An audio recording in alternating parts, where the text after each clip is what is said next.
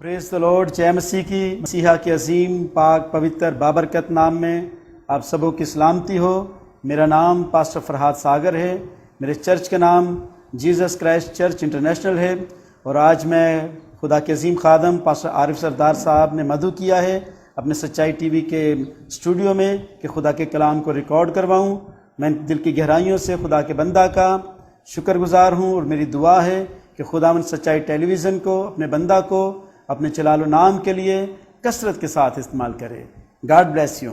सो आए मेरे अजीज़, आज के कलाम मुक़द्दस की जानिब बढ़ते हैं और बड़ा बेहतरीन मजमून खुदावन ने मुझे अता फरमाया आप सभी के लिए कि सैकड़ों मुक़द्दसीन हैं, लेकिन एक मुक़द्दस ऐसा है जिसे हम इब्राहिम के नाम से जानते हैं कि इब्राहिम को एक खिताब दिया गया, कि इब्राहिम को कहा गया कि ईमानदारों का बाप। इब्राहिम को कहा गया कि ये ईमानदारों का बाप है। जबकि हम देखें तो बड़े बड़े मुक़द्दसीन गुज़रे हैं, बड़े सूरमा गुज़रे हैं, खुदा के साथ बड़े दयानतदार गुज़रे हैं। हम देखें तो हाबिल ने ईमान ही से काइन से अफजल कुर्बानी गुजरानी। हाबिल ने ईमान ही से काइन से अफजल कुर्बानी गुजरानी। हनूक बड़ा ईमानदारी से खुदा के साथ चलता रहा, बड़ी सच्चाई से चलता रहा, तो खुदा ने उसे उठा लिया, उसे अपने साथ बुला लिया। यानी किस कदर वो भी ईमानदार शख्स था। फिर हम देखते हैं खुदा के अजीम बंदा नूह के ताल्लुक से वो 120 साल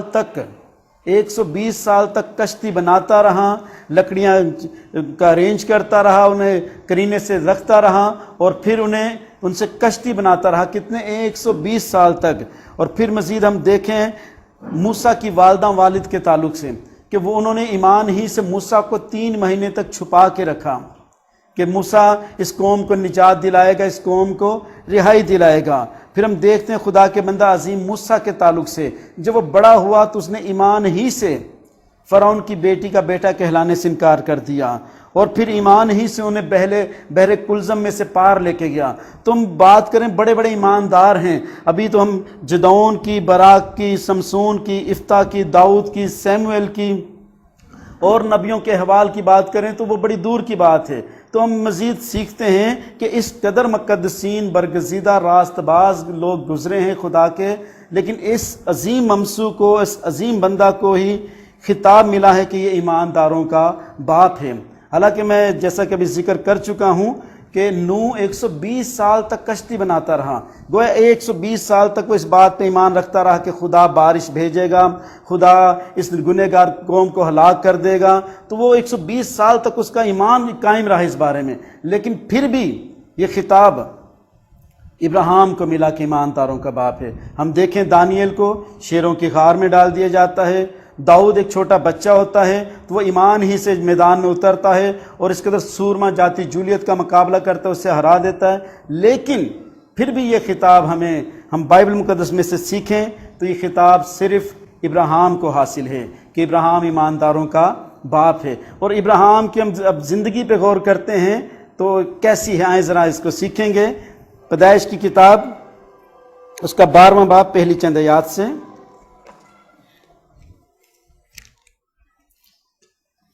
सो मेरे अजीज कलाम खुदा में से देखते हैं पैदाइश की किताब 12वां बाब, उसमें यूं रकम है, और खुदा ने इब्राहिम से कहा तू अपने वतन और अपने नातेदारों के बीच से और अपने बाप के घर से निकल उस मुल्क में जा जो मैं तुझे दिखाऊंगा, और मैं तुझे एक बड़ी कौम बनाऊंगा और इब्राहिम और बरकत दूंगा और तेरा नाम सरफराज करूंगा, सो तू बाइस से बरकत हो।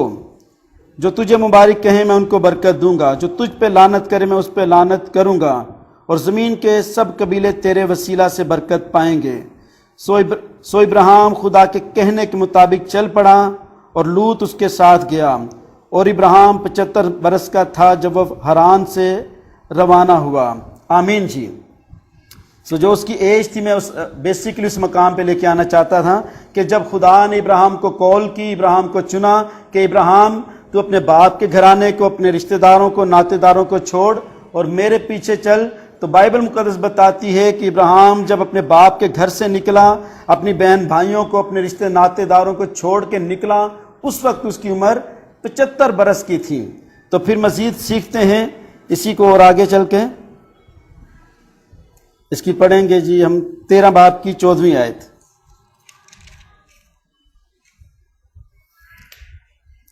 13 बाब की 14वीं आयत में लिखा है, पैदाइश की किताब 13वां बाब उसकी 14वीं आयत में यूं रकम है, और लूत के जुदा होने के बाद, जब लूत जुदा हो गया क्योंकि उसके नौकर, उसके चरवाहे और इब्राहिम के चरवाहे एक जगह रह नहीं पा रहे थे, उनकी आपस में झगड़ा हो रहा था, तो फिर दोनों चचा भतीजा अलग हो जाते हैं।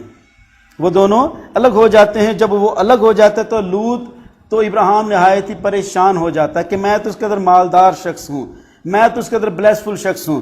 पीछे वाली आयतों में पढ़ें तो उसमें लिखा है कि खुदा ने इब्राहिम को बड़ा ब्लेस किया, उसके पास भेड़ बकरियां गाय बैल। इसकी हम 13वें बाब की पहली चंद आयत में पढ़ें, और इब्राहिम मिस्र से अपनी बीवी और अपने सारे माल और लूत को लेकर केनान की जुनूब की तरफ चला, और इब्राहिम के पास चुपाहे सोना चांदी बाकसरत था। उसके पास चुपाहे सोना चांदी बाकसरत था। और जब उसने देखा कि मेरा भतीजा लूत मुझसे अलग हो गया है, तो वो बड़ा परेशान हो गया कि मेरे पास इतनी जायदाद है, इतनी मालो मता है, इस कदर भेड़ बकरियां, इस कदर सोना चांदी है, तो वो बड़ा परेशान हो गया। तो हम सीखते हैं कि फिर क्या वाकया रूनुमा हुआ।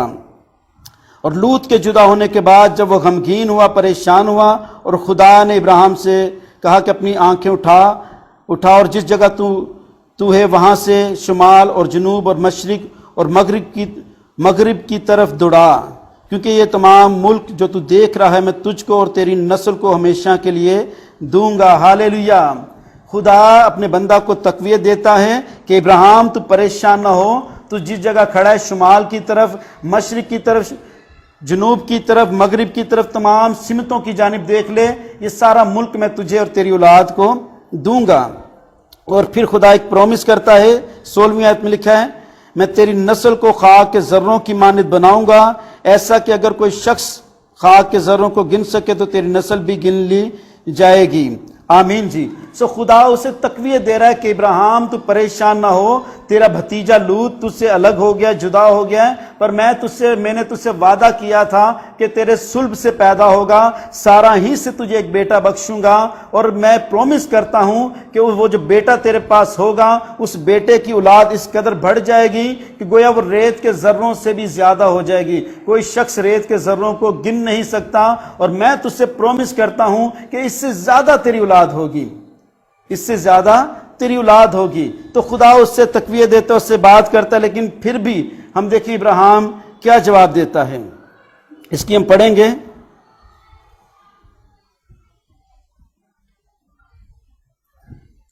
इसकी 15वें बाब की पहली आयत से, 15वें बाब की पहली आयत से पढ़ेंगे, पैदाइश की किताब। इन बातों के बाद खुदा का कलाम रोया में इब्राहिम पे नाजिल हुआ, और उसने फरमाया ए इब्राहिम तू मत डर, मैं तेरी सिपर और तेरा बहुत बड़ा अजर हूं।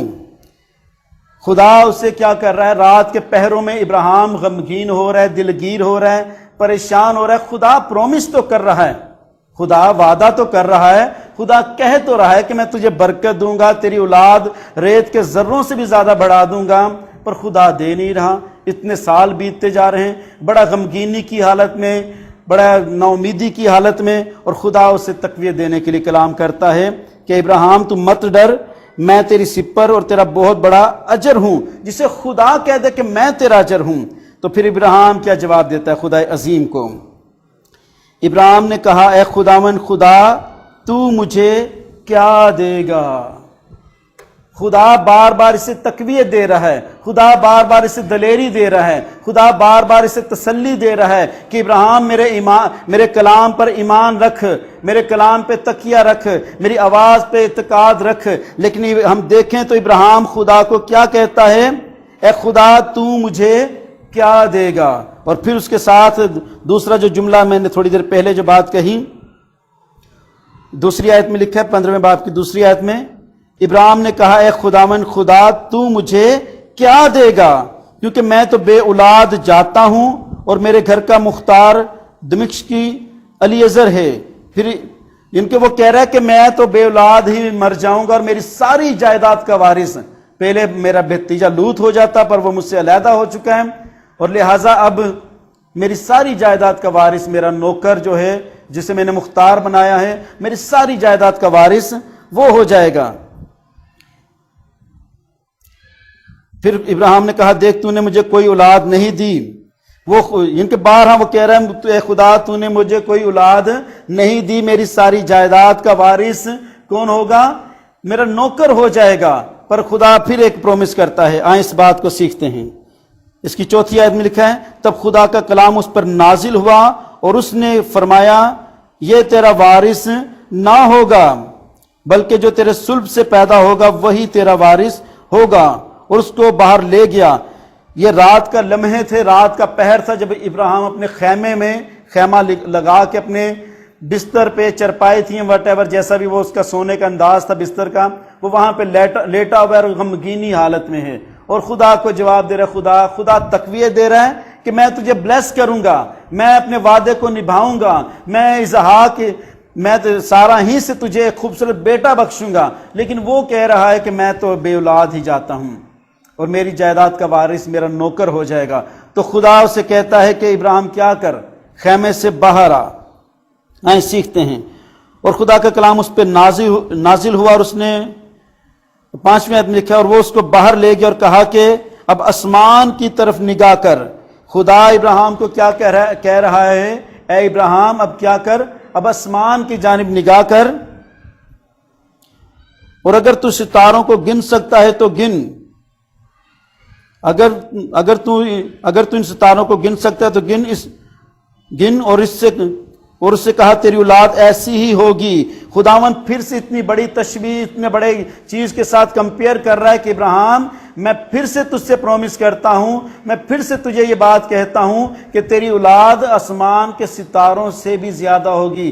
پہلے تشبیہ دی ریت کے ذروں کی مانند، یعنی کہ اس ریت کے ذروں کو بھی کوئی گن نہیں سکتا، وہ مٹھی بھر کیوں نہ ہوں، اور ستاروں کو بھی کوئی گن نہیں سکتا۔ خدا بارہا تقویت دے رہا ہے، خدا بارہا پرومس کر رہا ہے، خدا بارہا اپنے وعدے کے متعلق بتا رہا ہے کہ میں اپنا وعدہ نبھاؤں گا، میں اپنے پرومس کو پورا کروں گا۔ اے ابراہیم تو پریشان نہ ہو، تو ہراسان نہ ہو، میں نے جو کال کیا ہے، میں نے جو عہد کیا ہے مجھے وہ یاد ہے، میں اسے نبھاؤں گا، بشرطے تو کیا کر۔ اے ابراہیم تو کیا کر، اس کو پڑھتے ہیں اس کی 17ویں باب کی پہلی آیت میں، پیدائش 17واں باب اس کی پہلی آیت میں خدا اس سے کیا تقاضا کرتا ہے کہ میں تو سب کچھ کر سکتا ہوں، کروں گا۔ اس کے 17ویں باب کی پہلی آیت میں یوں رقم ہے جب ابراہیم 99 برس کا ہوا تب خداوند ابراہیم کو نظر آیا اور اس سے کہا میں خدا قادر ہوں، تو میرے حضور چل اور کامل ہو۔ خدا اسے کیا کہہ رہا ہے؟ تو میرے حضور چل اور کامل ہو۔ ان کے اس میں کاملیت کی کچھ کمی تھی۔ ہم تقاضا تو کر رہے ہوتے ہیں کہ ہمیں اتنا عرصہ ہو گیا ہے، میرا کچھ پوائنٹ چھوڑا ہے میں نے، واپس وہاں پہ جاؤں گا، لیکن اس پوائنٹ کو ذرا ہم کلیئر کرتے جائیں گے۔ ہم خدا کے ساتھ چلتے چلتے اپنے عرصے کو تو کاؤنٹ کر رہے ہوتے ہیں کہ اتنا عرصہ ہو گیا بپتسمہ لیے ہوئے، اتنا عرصہ ہو گیا نجات پائے ہوئے، اتنا عرصہ ہو گیا خدا کے ساتھ چلتے ہوئے، لیکن خدا اپنے اس بندہ کو کیا کہہ رہا ہے؟ ابراہیم میرے حضور چل اور کیا کر؟ کامل ہو۔ ابراہیم کیا کر؟ اس کو اب سیکھتے ہیں، تو میرے حضور میں چل اور کامل ہو۔ وہ چل ان کو سے کہہ رہا ہے کہ تو کامل نہیں ہو رہا، گویا کامل کا مطلب ہے کمپلیٹ، وہ کمپلیٹ مصمم ایمان نہیں رکھ پا رہا۔ آج کے دور کے ایماندار کیا کہتے ہیں ابراہیم کو؟ بائبل کیا کہتی ہے کہ ایمانداروں کا باپ؟ تو اس کی ذرا تھوڑی سی ہسٹری میں نے چھوڑی ہے، اس کو واپس ہم سیکھنے چلیں گے۔ میرے عزیز ایک پوائنٹ یہ بھی تھا کہ جب وہ خدا اسے کہتا ہے کہ میں تیرا بہت بڑا اجر ہوں، میں تیری سپر ہوں 15ویں باب کی پہلی آیت سے، لیکن وہ اسے کیا کہتا ہے کہ خدا تو مجھے کیا دے گا؟ سب کچھ دینے والا وہی ہے، سب کچھ کرنے والا وہی ہے، لیکن پھر بھی ہم کیا کرتے ہیں؟ شک کر جاتے ہیں اسی جس نے بلایا ہے، جس نے کہا ہے، اور پھر ہم اپنی برکتوں کے ٹائم کو، جو خدا نے ٹائم مقرر کیا، اس ٹائم کو ہم خود ہی بے اعتقادی کے باعث اپنی اس بلیسنگ کو جو خدا نے کہ وقت مقرر کیا، سپوز 5 سال کا وقت مقرر کیا ہے، لیکن ہم بے اعتقادی کا مظاہرہ کر کے اسے ٹائم کو بڑھا لیتے ہیں۔ لیکن خدا کا جو پرومس ہے کہ میں سارا ہی سے تجھے بلیس کروں گا، خدا کا جو پرومس ہے میں سارا ہی سے بلیس کروں گا، تو خدا اسے پھر کہتا ہے، اس بات کو سیکھتے ہیں 17ویں باب میں ہی، جیسا کہ ابھی ہم نے پہلے سیکھ چکے ہیں کہ جب ابراہیم 99 برس کا ہوا تب خداوند ابراہیم کو نظر آئے اور اس سے کہا میں خدا قادر ہوں، تو میرے حضور چل اور کامل ہو. خدا اسے کہہ رہا ہے کہ تم میرے حضور چل اور کامل ہو. مین کہ اس کے اندر کاملیت ایمان کی کمی کی بات ہے، لیکن اسے خطاب کون سا ملا ہے؟ ایمانداروں کا باپ. پھر ہم اس کو اور سیکھتے ہیں اس بات کو. 17ویں باب کی 17ویں آیت میں چلیں گے. تب ابراہیم سرنگو ہوا اور ہنس کے دل میں کہنے لگا، کیا 100 برس کے بڈھے سے کوئی بچہ ہوگا؟ کیا سارا جو کہ 90 برس کی ہے اولاد ہوگی؟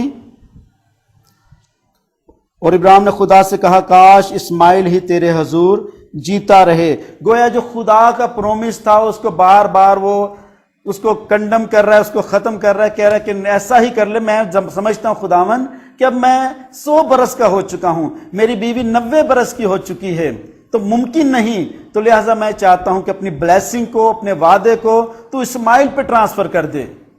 تو ایسے عظیم شخص کو خطاب دیا گیا ہے ایمانداروں کا باپ، جو کبھی رات کے پہروں میں افسردہ ہوتا ہے تو خدا تسلی دیتا ہے اور خدا کوئی جواباً کہتا ہے کہ اے خدا تو مجھے کیا دے گا. کبھی دوپہر کے لمحوں میں یہ افسردہ ہوتا ہے تو خدا ریت کے ذروں سے تشبیہ دے کے کہتا ہے کہ ابراہیم اس سے زیادہ تیری اولاد ہوگی. ابھی پھر خدا اسے تقویت دے رہا ہے تو یہ خدا سے کہتا ہے کہ کیا 100 برس کے بڈھے میں سے اولاد پیدا ہو سکتی ہے؟ میری بیوی بھی 90 برس کی ہے، ایسا ناممکن سی بات ہے.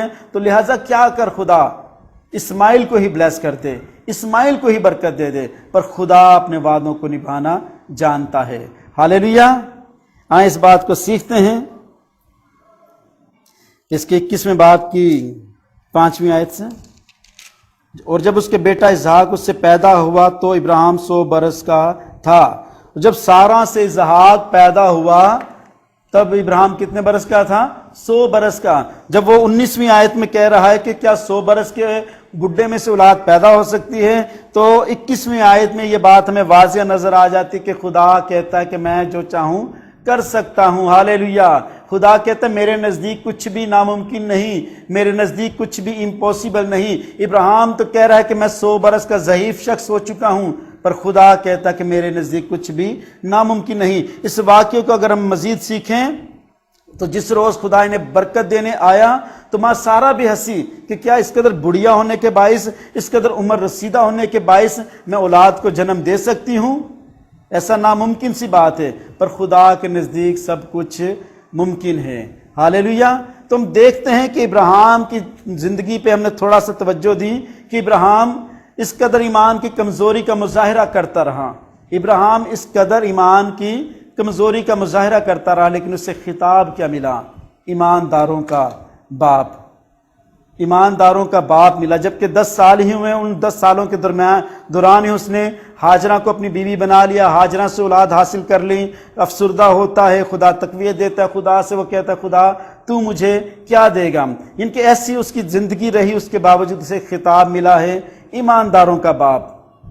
جیسا کہ میں سٹارٹنگ میں بتا چکا ہوں کہ حضرت نوح 120 سال تک کشتی بناتا رہا، 120 سال تک کشتی بناتا رہا. اور پھر ہم مزید سیکھیں 120 سال تک وہ کشتی بناتا رہا تو وہ تو زیادہ اس کا زیادہ عرصے تک ایمان رہا. یہ تو 10 سال کے عرصے میں ہی اس کا ایمان ڈگمگا گیا. لیکن مزید آگے اس کی کچھ اور خدمت دیکھیں گے. آئیں سیکھتے ہیں کلام خدا میں سے پیدائش کی کتاب اس کا 22واں باب، اس کی 22ویں باب کی پہلی چند آیات میں. ان باتوں کے بعد یوں ہوا کہ خدا نے ابراہیم کو آزمایا اور کہا اے ابراہیم. اس نے کہا میں حاضر ہوں. تب اس نے کہا تو اپنے بیٹے اسحاق کو جو تیرا اکلوتا ہے جسے تو پیار کرتا ہے ساتھ لے کے موریا کے ملک میں جا اور وہاں اسے پہاڑوں میں سے ایک پہاڑ جو میں تجھے بتاؤں گا سوختنی قربانی کے طور پر چڑھا. سو ابراہیم صبح سویرے اٹھ کر اپنے گدھے پر 4 جامہ کسا اور اپنے ساتھ دو جوانوں اور اپنے بیٹے اسحاق کو لیا اور سوختنی قربانی کے لیے لکڑیاں چیری اور اٹھ کر اس جگہ کو جو خدا نے اسے بتائی تھی روانہ ہوا. اور 30ویں دن نگاہ کی اور اس جگہ کو دور سے دیکھا. تب ابراہیم نے اپنے جوانوں سے کہا تم یہیں گدھے کے پاس ٹھہرو، میں اور یہ لڑکا دونوں ذرا وہاں تک جاتے ہیں اور سجدہ کر کے پھر تمہارے پاس لوٹ آئیں گے۔ آمین جی۔ سو ہم سیکھتے ہیں کہ خدا نے ابراہیم کو کب آزمایا؟ جب اسحاق 12 برس کا ہو چکا اور خدا نے اسے واضح کہا کہ اے ابراہیم، اس نے کہا میں حاضر ہوں۔ تب خدا نے کہا تو اپنے بیٹے اسحاق کو جو تیرا اکلوتا ہے اور جسے تو پیار کرتا ہے۔ بعض اوقات کچھ چیزیں ہم سے جب چھینی جائیں تو ہم کہتے ہیں کہ خدا کو نہیں سی پتا۔ خدا کو تو سب کچھ پتا ہے۔ لکھا ہے کہ اسحاق، خدا فرماتا ہے کہ اے ابراہیم جو تیرا بیٹا اکلوتا ہے اور جسے تو پیار کرتا ہے۔ خدا کو یہ بھی پتا ہے کہ اسحاق اکلوتا ہے اور ابراہیم اسے پیار کرتا ہے، اور خدا پھر اسی کی قربانی مانگتا ہے۔ پرومس بھی، وعدہ بھی، عہد بھی، قول و قرار بھی، بلیسنگ بھی اسی کے توسط سے ہے۔ اور پھر آپ دیکھیں ابراہیم کو کہ اس کے دل میں شک نہیں آیا کہ یہ آواز شاید کوئی اور نہ ہو۔ اب آتے ہیں اس پوائنٹ کی جانب کہ وہ ایمانداروں کا باپ کیوں کہلایا گیا۔ وہ تو کچھ اس کا زندگی کا کچھ کمزوری کا حصہ تھا، اب اس کے ایمانداروں کا باپ جو کہلانے کی وجوہات ہیں، اس پوائنٹ کی جانب آئیں گے کہ اس نے اس آواز پہ شک نہ کیا۔ اس بات کو پھر سے پڑھتے ہیں۔ ان باتوں کے بعد یوں ہوا کہ خدا نے ابراہیم کو آزمایا اور اس سے کہا ابراہیم، اس نے کہا میں حاضر ہوں۔ تب خدا نے اس سے کہا تو اپنے بیٹے اسحاق کو جو تیرا اکلوتا ہے جسے تو پیار کرتا ہے ساتھ لے کے موریا کے ملک میں جا، اور وہاں اسے پہاڑوں میں سے ایک پہاڑ جو میں تجھے بتاؤں گا سوختنی قربانی کے طور پہ چڑھا۔ فرسٹ آف آل اکلوتا بیٹا اور جسے تو پیار کرتا ہے، اور پھر سوختنی قربانی، ان کے ایک ہی تیرا بیٹا ہے، اسے کیا کر، ایک تیرا بیٹا جسے تو بے حد پیار کرتا ہے، اسے تو میرے حضور محض قربان کرنے کی بات ہوتی تو شاید کچھ بات سمجھ میں آ جاتی، لیکن خدا نے جو قربانی مانگی اور کہا کہ ابراہیم اپنے بیٹے کو میرے حضور سوختنی قربانی کے طور پہ چڑھا۔ سوختنی قربانی کہتے ہیں جلانے والی قربانی، کہ اس آواز پہ شک نہیں کیا، اس آواز پر شک نہیں کیا، لبیک کہتا وہ اپنے بیٹے کو موریا کے پہاڑ پہ لے کے چلا گیا۔ اور پھر واقعہ کیا رونما ہوا دیکھتے ہیں۔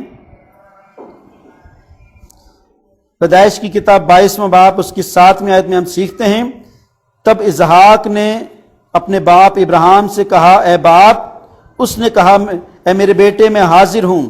اس نے کہا دیکھ آگ اور چھری تو ہیں، پر سوختنی قربانی کے لیے برا کہاں ہے؟ آگ اور چھری بھی ہے پر برا کہاں ہے؟ تو آپ سوچیں اس باپ کے دل پہ کیا گزری ہوگی، جس باپ کو علم ہے کہ ابھی چند منٹوں بعد پہاڑی پہ چڑھ رہے ہیں۔ یہ تب کا واقعہ ہے جب پہاڑی پہ پہنچ جائیں گے، پتھروں کا مذبح بنائیں گے، کرینے سے لکڑیاں چن کے رکھیں گے، ان لکڑیوں پہ ابراہیم اس کو باندھتا ہے اسحاق کو، پھر اس کی گردن پہ چھری پھیرنے لگتا ہے، اسے قربان کرنے لگتا ہے۔ تب خدا کا فرشتہ کے کہتا ہے ابراہیم رک جا۔ تو یہ تو ابراہیم کو نہیں پتا ایسا ہونا ہے کہ میرے ساتھ خدا اس کی قربانی کو ایسے ایکسیپٹ کر لے گا بغیر اس کے قربان کیے ہی، اس کی نیت کو دیکھ کے، اس کے ارادے کو دیکھ کے۔ لیکن اب دیکھیں اس باپ کے دل پہ کیا بیتی ہوگی کہ یہ میرا اکلوتا بیٹا جسے میں قربان کرنے جا رہا ہوں، اور وہی بیٹا سوال کر رہا ہے کہ باپ آگ بھی ہے، چھری بھی، برا کہاں ہے؟ تو باپ نے ایمان میں کہا کہ خدا آپ مہیا کرے گا۔ ہالےلویا۔ پھر ہم دیکھتے ہیں کہ اس نے وہاں اوپر جا کے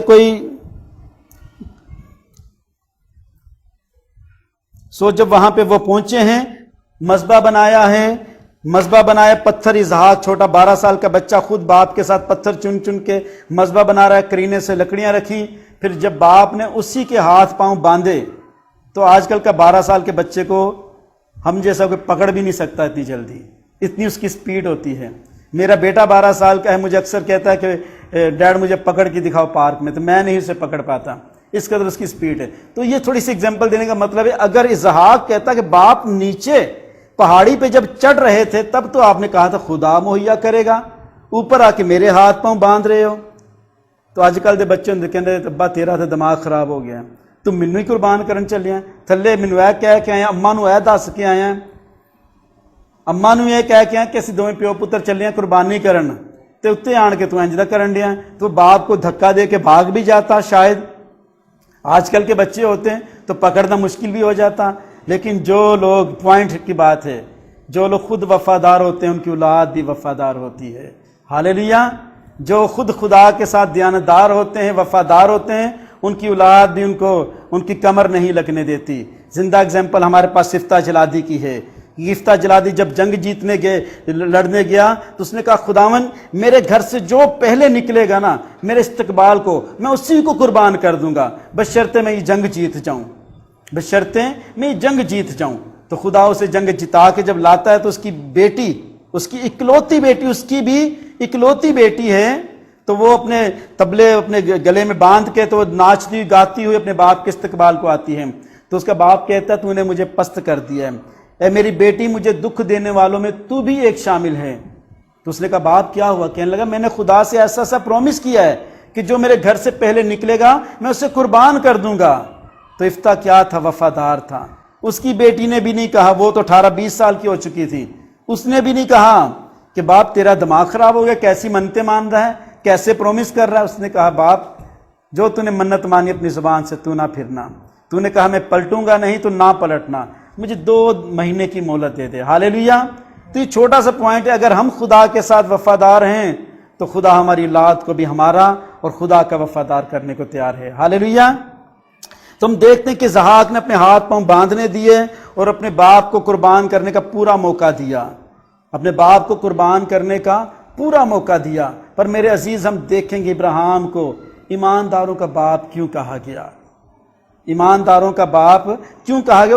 اس کے علم میں نہیں تھا کہ فرشتہ آواز دے گا کہ ابراہیم رک جا، تیری قربانی قبول ہو گئی، اور وہاں پہ انہوں نے کوئی برے کا کوئی ارینج ہونا، اس کے علم میں ایسی بات نہیں تھی۔ 11 باب کی 17ویں آیت میں، عبرانیوں کے نام پالوس رسول کا خط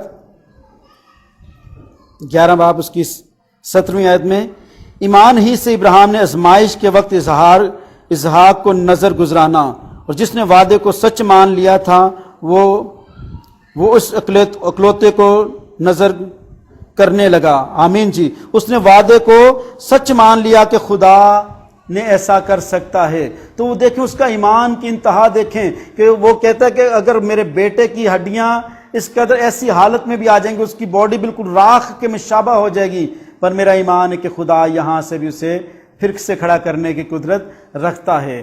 ہاللیلویا۔ تو یہ بات تھی کہ اس کا ایمانداروں میں اس کو کیوں کہا گیا کہ یہ ایمانداروں کا باپ ہے۔ حالانکہ ہم دیکھیں تو یفتح جلادی نے تو اپنی بیٹی کو قربان کر دیا، لیکن اسے یہ خطاب نہیں ملا۔ ابراہیم کو کیوں ملا؟ کہ وہ اس قدر مصمم ایمان میں تھا کہ اگر اسحاق کو قربان بھی کر دیا جائے گا، اس کی باڈی پورے طور پہ ختم بھی ہو جائے گی، اس کی ہڈیاں تک نہیں بچیں گی، پر خدا وہاں سے بھی اسے مجھے لٹانے کی قدرت رکھتا ہے۔ آمین جی۔ God bless you. آئیں اپنے سروں کو جھکائیں گے اور دعا کریں گے۔ خداوندوں کے خدا، بادشاہوں کے بادشاہ، آپ کی پاک حضوری میں آتا ہوں، اس کلام کے وسیلہ سے خداوند میرے خدا تمام سننے والوں کو، دیکھنے والوں کو برکت دیجیے گا۔ بالخصوص میں سچائی ٹیلی ویژن کے لیے، آپ کے بندہ، آپ کے خادم پاسٹر عارف سردار صاحب کے لیے، ان کی پوری ٹیم کے لیے، ان کے گھرانے کے لیے برکت چاہتا ہوں۔ اے خدائے عظیم، آپ کی شفقت کی نگاہ آپ کے لوگوں پہ چھائی رہے، اور آپ کے لوگ، آپ کا بندہ، یہ خداوند میرے خدا چینل تجھ میں اور مضبوط ہوتا رہے اور بابرکت ہوتا رہے۔ سو خداوند تیری بڑی قدرت کو، بڑی برکت کو چاہتے ہیں۔ یسوع مسیحی ناصری کے نام سے یہ دعا مانگتے ہیں، بخش دیجیے۔ آمین۔